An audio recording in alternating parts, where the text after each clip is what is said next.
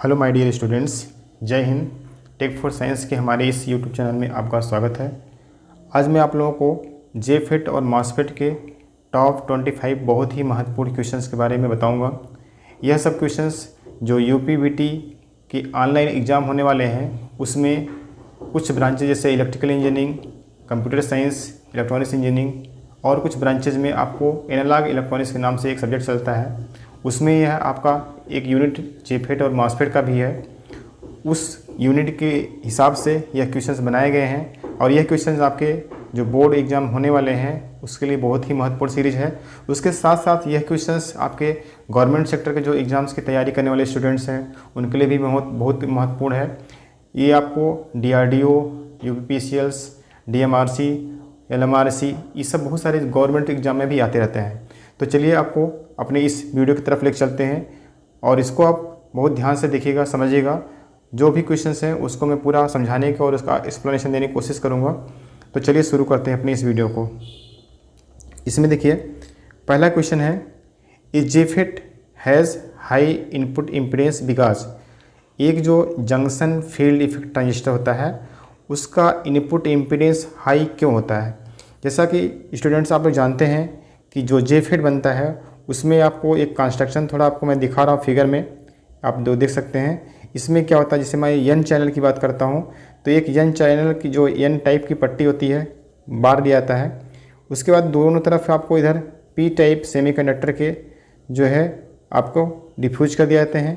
इधर से एक ओहमिक कॉन्टैक्ट बना करके आपको इसमें ड्रेन को कॉन्टैक्ट दे दिया जाता है और इधर से आपको इसमें सोर्स का कॉन्टैक्ट दे देता है। और जो दोनों आपके पी चैनल होते हैं, पी टाइप के जो सेमीकंडक्टर हैं, इन दोनों को आपस में शार्ट करके यहाँ से आपको गेट का कॉन्टैक्ट निकाल दिया जाता है। इस तरह से आपको देखिए कंस्ट्रक्शन दिया जाता है। तो जैसे मान लीजिए इनपुट अगर की बात करें तो इनपुट जो होता है हमारा वो आपका गेट और सोर्स के बीच में दिया जाता है। तो इनपुट इम्पीडेंस की बात किया जा रहा है, यहाँ इनपुट इम्पीडेंस हाई की बात किया जा रहा है। तो इनपुट इम्पीडेंस हमारा हाई तभी होगा जब हम गेट पर रिवर्स बायस अप्लाई करेंगे। मतलब कि आपको जैसे गेट पर जो वोल्टेज दे रहे हैं वह वोल्टेज अगर हम रिवर्स बायस में देंगे, नेगेटिव वोल्टेज देंगे गेट को, तब जो है हमारा जो इनपुट इम्पीडेंस होगा वो बहुत ज़्यादा हाई होगा। तो इस क्वेश्चन का सही आंसर आपका सी है, input is reverse biased. Next question है question number 2, if the gate of a JFET is made less negative the width of the conducting channel. अगर मान लीजिए इससे हमारा जो गेट है उसको हम लेस नेगेटिव, मतलब जैसे नेगेटिव की बात तो कर रहे हैं, ध्यान दीजिएगा क्वेश्चन में, क्योंकि ये क्वेश्चन आपको कंपटीशन में बहुत सारे क्वेश्चन पूछाते हैं इस तरह के। यहाँ एक बात कर रहा है कि लेस नेगेटिव, इस वर्ड पर ध्यान दीजिएगा। लेस नेगेटिव मतलब नेगेटिव नहीं बल्कि जो है आपका उससे कम, मतलब एक तरह से इसको देखा जाए तो ये आपका जा रहा है, इंडिकेट कर रहा है कि पॉजिटिव की तरफ। ठीक है, तो कह रहे हैं अगर मान लीजिए हम गेट को ज़्यादा नेगेटिव नहीं करें, less negative, if the gate of JFET is made less negative the width of the conducting channel। तो जो कंडक्टिंग चैनल बनता है, जैसे इस तरह देखिए, जैसे मान लीजिए हम दिखा रहे हैं आपको, जैसे हमारे पास में इस टाइप से अगर एन टाइप चैनल लेते हैं, एन चैनल JFET लेते हैं तो इसमें एन टाइप के आपका क्रिस्टल्स इधर रहते हैं और पी टाइप के दोनों साइड बाहर में रहते हैं। तो जो हमारे पास सोर्स से जो इलेक्ट्रॉन्स निकलते हैं मूव हो करके आपको इधर ड्रेन तक आते हैं। तो इसमें जो इलेक्ट्रॉन्स का मूवमेंट हो रहा है, जो चैनल की चौड़ाई है, ठीक है, चैनल की चौड़ाई जो है आपको मान लीजिए इस साइड पी टाइप के हैं क्रिस्टल्स, ठीक है, इन दोनों को मिला करके आपको गेट का कनेक्शन दे दिया गया है। ये आपका यहाँ पर से गेट है और इधर आपका सोर्स है और ऊपर आपका ड्रेन है। तो इस तरह से कह रहा है कि अगर if the gate of JFET is made less negative the width of the conducting channel. तो कंडक्टिंग चैनल की विड्थ क्या होगी, पहला ऑप्शन ए है इज इंक्रीज्ड, बी ऑप्शन है आपका इज डिक्रीज्ड और सी ऑप्शन है रिमेन्स द सेम और डी ऑप्शन है आपका नन ऑफ द अबव। तो जैसा देखिए यहाँ पर आपको थोड़ा सा सवाल को समझना पड़ेगा कि यहाँ कर रहा है लेस नेगेटिव, मतलब कि जो है ज़्यादा नेगेटिव नहीं कर रहे, मीन्स पॉजिटिव में जा रहा है। अगर पॉजिटिव में जा रहा है तो यहाँ पर जो क्या है चैनल की चौड़ाई क्या होगी, वो आपकी बढ़ेगी। इस क्वेश्चन का आपका सही आंसर है आपका A2 का ए आंसर सही है आपका। जो इस कंडीशन में क्या होगा, आपका चैनल की चौड़ाई क्या होगी, बढ़ेगी। नेक्स्ट क्वेश्चन तरफ चलते हैं। Question number 3, the gate voltage in a JFET at which drain current becomes zero is called. मतलब कि जो गेट वोल्टेज है, गेट वोल्टेज को हम लोग रिप्रेजेंट करते हैं VGS से, VGS in a JFET at which drain current, drain current को हम लोग रिप्रेजेंट करते हैं ID से। मतलब कह रहा है कि गेट वोल्टेज की वह वैल्यू जिस पर ड्रेन करंट जो होता है वह आपका जीरो हो जाता है, उसको क्या कहते हैं? पहला ऑप्शन है A सैचुरेशन, दूसरा ऑप्शन है B कट ऑफ, तीसरा ऑप्शन है C एक्टिव और लास्ट ऑप्शन है D पिंच ऑफ। तो जैसे जानते हैं जब हम लोग गेट वोल्टेज को अगर मान लीजिए हम बढ़ाते जा रहे हैं और उस पर जिस वोल्टेज पर जो है ID की वैल्यू जीरो हो जाती है, ठीक है, तो उसको हम लोग पिंच ऑफ वोल्टेज बोलते हैं, वो आपका कहलाता है पिंच ऑफ वोल्टेज। तो थर्ड क्वेश्चन का आपका सही आंसर D है, उसको पिंच ऑफ कहते हैं। Question number 4, the source terminal of a JFET corresponds to blank space of a vacuum tube. जो जेफेट का आपका सोर्स टर्मिनल, जैसे आपको जानते हैं कि जैसे हमारे पास मान लीजिए जेफेट होता है, तो जेफेट में एक ड्रेन टर्मिनल होता है, 3 टर्मिनल होते हैं इसमें। एक आपका ड्रेन टर्मिनल होता है जिसको हम लोग D से रिप्रेजेंट करते हैं, दूसरा आपका सोर्स टर्मिनल होता है जिसको हम लोग S से रिप्रेजेंट करते हैं, और तीसरा आपका गेट टर्मिनल होता है जिसको हम लोग G से रिप्रेजेंट करते हैं। तो इस तरह से इसमें कह रहा है कि सोर्स टर्मिनल जो होता है जंक्शन फील्ड इफेक्ट ट्रांजिस्टर का वैक्यूम ट्यूब के किस टर्मिनल के बराबर होता है? प्लेट के, ग्रिड के, कैथोड के, नन ऑफ एबव। तो इसमें आपका फोर्थ का C आंसर सही है, कैथोड के करिस्पॉन्डेंस होता है, कैथोड की तरह वो काम करता है। तो इसका सही आंसर आपका फोर्थ का C है। The channel of a JFET is between the, जो जेफेट है उसमें जो चैनल बनता है वह किसके बीच बनता है? The channel of JFET is between the, पहला ऑप्शन है A गेट एंड ड्रेन, दूसरा ऑप्शन है B इनपुट एंड आउटपुट, तीसरा ऑप्शन है C ड्रेन एंड सोर्स, और चौथा ऑप्शन है D आपका गेट एंड सोर्स।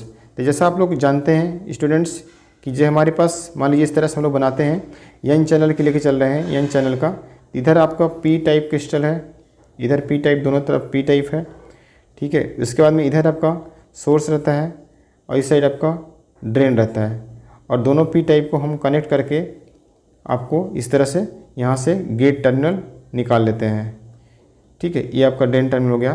तो जो चैनल बनता है हमारा, चैनल जो बनता है वो आपका ड्रेन और सोर्स, देखिए यहाँ से इलेक्ट्रॉन्स यहाँ से निकलते हैं, यहाँ से इस तरह से इलेक्ट्रॉन्स आपका निकलते हैं, और ये आपका ड्रेन से जो है पहुँचते हैं, ड्रेन तक पहुँचते हैं। तो आपका जो चैनल बनता है वो ड्रेन और सोर्स के बीच बनता है, ड्रेन और सोर्स के बीच बनता है। तो इस क्वेश्चन का सही आंसर है 5 का C drain and source. Next question की तरफ चलते हैं। क्वेश्चन नंबर 6 है, in a common source JFET amplifier the output voltage is. अगर हमारे पास कॉमन सोर्स को अगर हम इनपुट और आउटपुट में कॉमन कर दे रहे हैं, तो जो आउटपुट वोल्टेज होगा वह जो है उसका क्या, इसमें से कौन सा ऑप्शन उसके लिए सही होगा? पहला ऑप्शन A है 180 degree out of phase with input, in phase with the input, 90 degree out of phase with input, and D taken at the source. तो इसमें आपका 6 नंबर क्वेश्चन ये सही है। कॉमन सोर्स अगर हम लोग यूज़ करते हैं तो जो आउटपुट वोल्टेज होता है वह इनपुट वोल्टेज का 180 डिग्री आउट ऑफ फेज होता है। Question number 7, the input impedance of a common gate configured JFET is. एक जो है कॉमन गेट, अब यहाँ पर देखिए ऊपर कॉमन सोर्स की बात कर रहे थे, अभी यहाँ पर कॉमन गेट की बात कर रहे हैं, ये कॉमन गेट की बात कर रहे हैं। अगर हमारे पास कोई कॉमन गेट का कॉन्फ़िगर्ड अगर जेफेट है तो उसका इनपुट इम्पीडेंस क्या होगा, ठीक है। तो उसका इनपुट इम्पीडेंस क्या होगा? इस केस में देखिए उसका इम्पीडेंस होता है पहला A very high, B low, C high और D वेरी लो। तो इसमें जानते हैं अगर हम कॉमन गेट के कॉन्फ़िगरेशन में यूज़ कर रहे हैं तो उसका इनपुट इम्पीडेंस बहुत ही कम होता है। तो क्वेश्चन नंबर 7 का डी ऑप्शन सही है। क्वेश्चन नंबर 8 की तरफ चलते हैं। The electron flow through a P channel JFET from to. जैसे अभी मैं आप लोग को दिखा रहा था कि एन चैनल मॉसफेट के बारे में डायग्राम में, तो उसी टाइप से अगर मान लीजिए हमारे पास अगर कोई इस टाइप से रहता है, मान लीजिए हमारे पास अगर पी चैनल रहता है तो चैनल यहाँ पर पी टाइप रहेगा और जो आपके गेट वाले टर्मिनल्स रहेंगे ये आपके एन टाइप के रहते हैं, एन टाइप के रहते हैं। इस टाइप से यहाँ पर आपका सोर्स हो गया, यहाँ पर आपका ड्रेन हो गया और इन दोनों को मिला करके हम जो कॉन्टैक्ट्स बनाएंगे वो आपका गेट टर्मिनल कहलाएगा।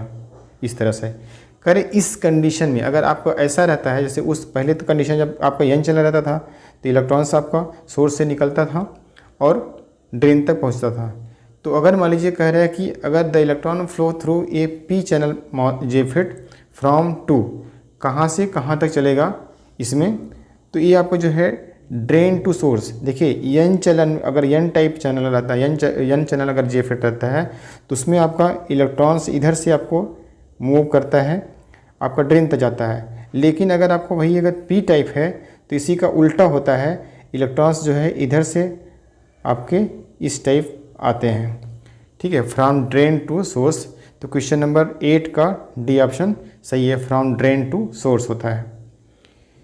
Question number 9, when the JFET is no longer able to control the current this point is called the. जैसे अगर मान लीजिए जब जेफिट जो है उसका जो करंट कंट्रोलिंग अगर ख़त्म हो जा रहा है कि मतलब उसके ऊपर करंट कंट्रोल नहीं हो रहा है तो उसको क्या बोलते हैं। उसको पहला ऑप्शन है ये ब्रेकडाउन, दूसरा ऑप्शन बी डिप्लीशन रीजन, तीसरा option C saturation region point और चौथा ऑप्शन डी है पिंच ऑफ रीजन। तो जैसे मान लीजिए जब हमारा करंट का कंट्रोल ख़त्म हो जाता है, करंट कंट्रोल नहीं होती है, तो उस रीजन को बोलते हैं हम लोग ब्रेकडाउन रीजन बोलते हैं। तो इस क्वेश्चन का आपका सही आंसर इसमें ए है, 9th का आपका ए आंसर सही है, उसे बोलते हैं breakdown region. Question number 10, the transconductance curve of a JFET is a graph of. इसे जानते हैं एक ड्रेन कैरेक्टरिस्टिक होती है, एक आपका ट्रांस कंडक्टेंस कर्व होता है। जो ट्रांस कंडक्टेंस कर्व होता है उसको हम लोग जो ड्रा करते हैं वह VGS और ID के बीच में ड्रा करते हैं, VGS और ID के बीच में ड्रा करते हैं। तो ये जो है आपका इसमें देखिए सही आंसर क्या होगा, इसमें सही आंसर होगा कि पहला ID वर्सेस VGS। तो क्वेश्चन नंबर 10 का आपका सही ऑप्शन ये सही है। नेक्स्ट क्वेश्चन की तरफ चलते हैं 11, the common source JFET amplifier has. Common source JFET amplifier has मतलब कॉमन सोर्स जेफिट एम्पलीफायर में क्या क्या होता है। पहला ये high input impedance and very high voltage gain, दूसरा ऑप्शन बी है ये high input impedance and a voltage gain less than 1, a very high input impedance and relatively low voltage gain, and D option है no voltage gain. इसमें 11th का आपका C answer सही है। Very high input impedance होता है, input impedance बहुत high होता है और जो गेन होता है वो बहुत कम होता है कॉमन सोर्स कॉन्फ़िगरेशन में। नेक्स्ट क्वेश्चन में चलते हैं, question number 12, in N N channel JFET what will happen at the pinch off voltage. इसे पिंच ऑफ जो वोल्टेज होता है उस कंडीशन में पूछा जा रहा है कि पिंच ऑफ वोल्टेज क्या होता है, और जो हमारा एन चैनल जेफिट है उस कंडीशन में हमारा जब पिंच ऑफ वोल्टेज होता है, पिंच ऑफ कंडीशन आती है, तो उसमें ये चारों ऑप्शन से कौन ऑप्शन सही होगा। पहला ऑप्शन ए है the value of VDS at which further increase in VDS will cause no further increase in ID। B option है the value of VGS at which further decrease in VGS will cause no further increase in ID। C option है the value of VDG at which further increase in VDG will cause no further increase in ID। D option है the value of VDS at which further increase in VGS will causes no further increase in ID। तो इसमें आपका देखिए जो 12th का सही answer आपका A है, ए ऑप्शन इसमें सही है कि the value of VDS at which further increase in VDS will cause no further increase in ID। जैसे हम लोग पास ग्राफ रहता है इस तरह से, हम लोग इधर मान लीजिए ये लेते हैं VDS और आपका इस वाले एक्सिस पे लेते हैं ID करंट, और डिफरेंट आपके गेट वोल्टेज जो होता है VGS, उस डिफरेंट गेट वोल्टेज पर हम लोग इस तरह से ग्राफ को ड्रा करते जाते हैं। तो ये जो है वैल्यू आती है, एक टाइम ऐसा आता है कि आपकी जो करंट होती है ID करंट होती है वह कांस्टेंट हो जाती है, उसमें कोई चेंज आगे चेंज नहीं होता है। उस पॉइंट पर जो हमारा VDS वैल्यू होती है, VDS जो वोल्टेज होता है उसी को बोलते हैं पिंच ऑफ वोल्टेज, और जो करंट ID होती है उसको बोलते हैं IDSS। ये करंट क्या होती है, कांस्टेंट हो जाती है, उसके बाद में करंट चेंज नहीं करता है, केवल जो है वो आपका वोल्टेज वेरी करता है, करंट कांस्टेंट हो जाती है। उस पॉइंट को जहाँ पर जो आपकी ID कांस्टेंट हो जाती है और केवल VDS चेंज होता है, उस पॉइंट को बोलते हैं पिंच ऑफ वोल्टेज बोलते हैं। तो इसमें आपका इस क्वेश्चन का सही आंसर आपका ए है, the value of VDS at which further increase in VDS will cause no further increase in ID भी जो है ये आगे इसमें कोई भी बढ़ोतरी ID में नहीं होगी और ID करंट हमारी कांस्टेंट हो जाएगी। नेक्स्ट क्वेश्चन है question number 13, A JFET is also called, junction field effect transistor है जो है, इसको बोलते हैं कि पहला ऑप्शन ए बाइपोलर, दूसरा ऑप्शन बी है यूनि जंक्शन, तीसरा ऑप्शन सी है यूनिपोलर, चौथा ऑप्शन डी है नन ऑफ एबव। तो आपका देखिए हम लोग जो JFET पढ़ते हैं, जंक्शन फील्ड इफेक्ट ट्रांजिस्टर जो पढ़ते हैं, JFET junction field effect transistor, इसको बोलते हैं हम लोग, इसमें केवल करंट का फ्लो होता है, केवल या तो आपका इलेक्ट्रॉन्स के द्वारा होता है या तो केवल होल्स के द्वारा होता है। मीन्स केवल एक ही आपका चार्ज कैरियर रहेगा, आइदर होल रहेगा और इलेक्ट्रॉन्स रहेगा, इसीलिए इसको बोलते हैं यूनिपोलर कहते हैं। तो 13 का आपका सी आंसर एकदम करेक्ट होगा। क्वेश्चन नंबर 14 तरफ चलते हैं। The name of a JFET terminals is, जैसा ये तो बहुत सिंपल क्वेश्चन है आप लोगों के लिए कि जो JFET होता है, JFET के टर्मिनल्स के नाम क्या होते हैं, JFET के टर्मिनल्स के नाम क्या होते हैं। इससे पहला दिया है option cathode anode grid, B option है source gate drain, C option है emitter base collector, D option है नन ऑफ एबव। तो इसमें आपका देखिए सही आंसर आपका होता है, जो JFET के टर्मिनल्स होते हैं उसमें एक ड्रेन होता है जिसको D से रिप्रेजेंट करते हैं, दूसरा आपका सोर्स होता है जिसको S से रिप्रेजेंट करते हैं, और तीसरा इसमें गेट होता है जिसको G से रिप्रेजेंट करते हैं।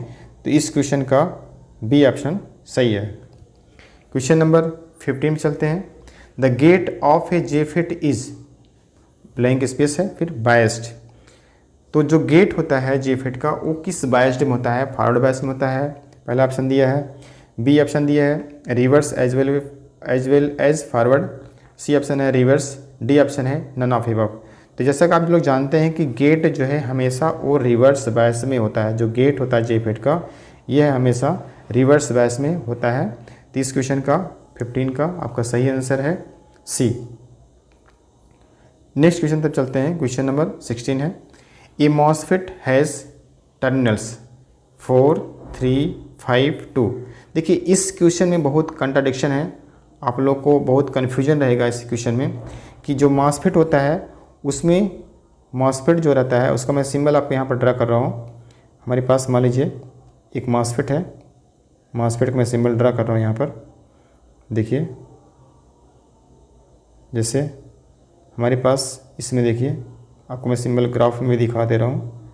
इस तरह से इधर आपका गेट, इधर आपका सोर्स, इधर आपका ड्रेन है। तो इसमें जो एक सबस्ट्रेट जो होता है, सबस्ट्रेट जिसको बोलते हैं बॉडी, सबस्ट्रेट जो लेयर होती है इसकी, उसको क्या करते हैं हम लोग सोर्स के साथ में कनेक्ट कर देते हैं। अगर हम सबस्ट्रेट को अलग लेते हैं तो MOSFET में आपके पूरे 4 टर्मिनल्स होंगे। अगर हम सबस्ट्रेट को सोर्स के साथ जोड़ देते हैं तो हमारे MOSFET में केवल 3 टर्मिनल होंगे। तो जनरली आपको जो आंसर होता है वो 3 आंसर आपका सही माना जाता है। तो इस केस में आप लोग ध्यान दीजिएगा कि हम लोग अधिकतर MOSFET में आपको डायग्राम में मैं दिखा रहा हूँ, देख सकते हैं। तो मॉसफेट में केवल 3 टर्मिनल होते हैं। इसका जो सबस्ट्रेट टर्मिनल होता है वो सोर्स के साथ में जुड़ा रहता है। तो इस क्वेश्चन का आपका सही आंसर है 3। Question number 17, which of the following devices has the highest input impedance. इसमें से कौन से डिवाइसेस ऐसी है जो हाईएस्ट, इसमें इनपुट इम्पीडेंस हाईएस्ट होता है। जेफेट है, क्रिस्टल डायोड है, C option MOSFET, D option ordinary transistor. तो जैसा कि जानते हैं कि सबसे ज़्यादा जो होता है इनपुट इम्पीडेंस जो होता है वह आपका मॉसफेट को होता है, मॉसफेट का। इसका इनपुट इम्पीडेंस आपका 10 टू पावर आपका 3 मेगा ओम से ज़्यादा होता है, ठीक है। वहीं आपका जो जेफेट होता है इसका अप्रॉक्सीमेट आपका 1 मेगा ओम तक होता है, ठीक है। बाकी जो है आपके इसी तरह से धीरे धीरे उसका डिक्रीज होता है इनपुट इम्पीडेंस। तो इस तरह से आपका इस क्वेश्चन का सही आंसर आपका सी है, सी आंसर सही है 17 का। क्वेश्चन नंबर 18 है, a MOSFET differs from a JFET mainly because. एक मॉसफेट जेफेट से कैसे डिफरेंस होता है, उसमें क्या अंतर होता है।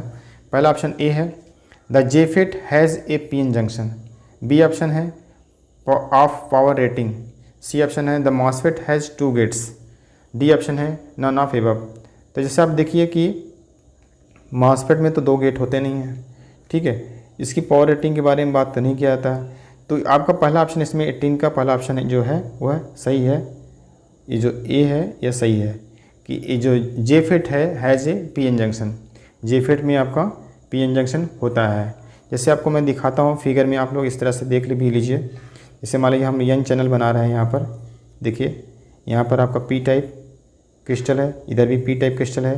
तो यहाँ से आप देखेंगे तो यहाँ पर देखिए आपको एक पीएन और यहाँ पर से भी पीएन, इस तरह से आपको पीएन जंक्शन इसमें फॉर्म हो रहा है, ठीक है। इस दोनों को जोड़ करके हम लोग गेट कनेक्शन दे देते हैं और इधर से आपको निकाल के यहाँ से ड्रेन और इधर से आपको सोर्स कनेक्ट कर देते हैं। इस तरह से आप कह सकते हैं कि जेफेट में पीएन जंक्शन होता है।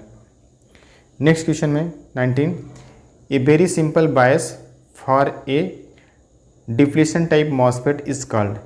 जो डिप्लीशन टाइप मॉसफेट होता है उसमें बहुत ही साधारण जो बायसिंग होती है उसको क्या बोलते हैं। पहला ऑप्शन ए है सेल्फ बायसिंग, बी ऑप्शन है गेट बायसिंग, सी ऑप्शन है जीरो बायसिंग और डी ऑप्शन है वोल्टेज डिवाइडर बायसिंग। तो इस क्वेश्चन का आप जानते हैं सही आंसर क्या है। सी ऑप्शन सही है जीरो बायसिंग बोलते हैं। ये सबसे सिंपल बायस होता है डिप्लीशन टाइप मॉसफेट के लिए। Question number 20, with the enhancement MOSFET. जैसे आप लोग जानते हैं कि मॉसफेट भी 2 टाइप होता है, डिप्लीशन टाइप मॉसफेट होता है और एनहेंसमेंट टाइप मॉसफेट होता है। अब अगेन इसमें फिर फर्दर क्लासिफिकेशन किया गया है। जो आपका डिप्लीशन टाइप मॉसफेट होता है उसमें 2 होते हैं, एन चैनल मॉसफेट और पी चैनल मॉसफेट। इसी टाइप से आपका एनहेंसमेंट में भी 2 टाइप होता है, एन चैनल और पी चैनल। तो आप लोग अगले क्वेश्चन में हम लोग चलते हैं। Question number 20, with the enhancement MOSFET when gate input voltage is zero drain current is. अगर हमारे पास जो गेट इनपुट वोल्टेज अगर जीरो है, गेट इनपुट वोल्टेज जीरो है तो ड्रेन करंट की वैल्यू क्या होगी, आईडी की वैल्यू क्या होगी। इसको हम लोग इसमें देखते हैं कौन कौन सा ऑप्शन दिया है। पहला ऑप्शन दिया ए 0, दूसरा ऑप्शन बी एट सेचुरेशन, तीसरा ऑप्शन सी एट IDSS और डी ऑप्शन है वाइडनिंग द चैनल। तो क्वेश्चन नंबर 20 का आपका सही आंसर ए है, 0 होता है। व्हेन गेट इनपुट वोल्टेज 0, अगर गेट इनपुट वोल्टेज 0 है तो आपका आईडी भी 0 होगा, आईडी भी आपका 0 होगा। Question number 21, how will A depletion MOSFET input impedance change with signal frequency. अगर मान लीजिए हमारा सिग्नल फ्रीक्वेंसी चेंज हो रहा है, मान लीजिए सिग्नल फ्रीक्वेंसी कम हो रही है या अधिक हो रही है, तो उस कंडीशन में डिप्लीशन टाइप मॉसफेट का इनपुट इम्पीडेंस पर क्या प्रभाव पड़ेगा, इसके बारे में पूछा जा रहा है। पहला ऑप्शन ए है as frequency increases input impedance increases, मतलब जैसे जैसे फ्रीक्वेंसी बढ़ाएंगे वैसे वैसे इनपुट इम्पीडेंस भी बढ़ेगा। दूसरा ऑप्शन है B as frequency increases input impedance is constant, मतलब जैसे फ्रीक्वेंसी बढ़ाएंगे इनपुट इम्पीडेंस कांस्टेंट हो जाएगा। सी ऑप्शन है as frequency decreases input impedance is constant, मतलब जब फ्रीक्वेंसी हम घटाएंगे तो इनपुट इम्पीडेंस जो होगा वह कांस्टेंट हो जाएगा, उसमें कोई वेरिएशन नहीं होगा। डी ऑप्शन है as frequency decreases input impedance increases. तो क्वेश्चन नंबर आपका 21 का सही आंसर आपका डी है। जैसे जैसे हम लोग फ्रीक्वेंसी को बढ़ाते हैं वैसे वैसे क्या होता है, उसका इनपुट इम्पीडेंस जो है फ्रीक्वेंसी को घटाते हैं, अगर फ्रीक्वेंसी को अगर हम लोग घटाएंगे तो इनपुट इम्पीडेंस जो है वो है क्या होगा, बढ़ेगा। तो इसमें आपका डी वाला आंसर सही है। Question number 22, N channel D deflation MOSFET with a positive VGS is operating in.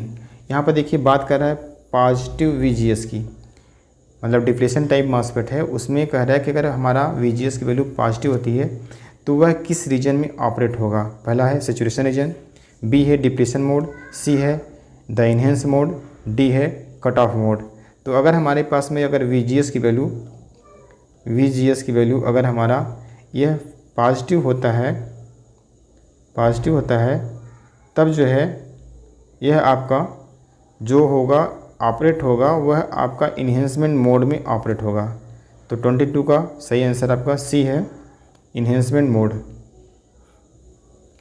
Question number 23 है the input impedance of A MOSFET is of the order of. जो इनपुट इम्पीडेंस होता है MOSFET का यह सबसे अधिक होता है, किस ऑर्डर में होता है।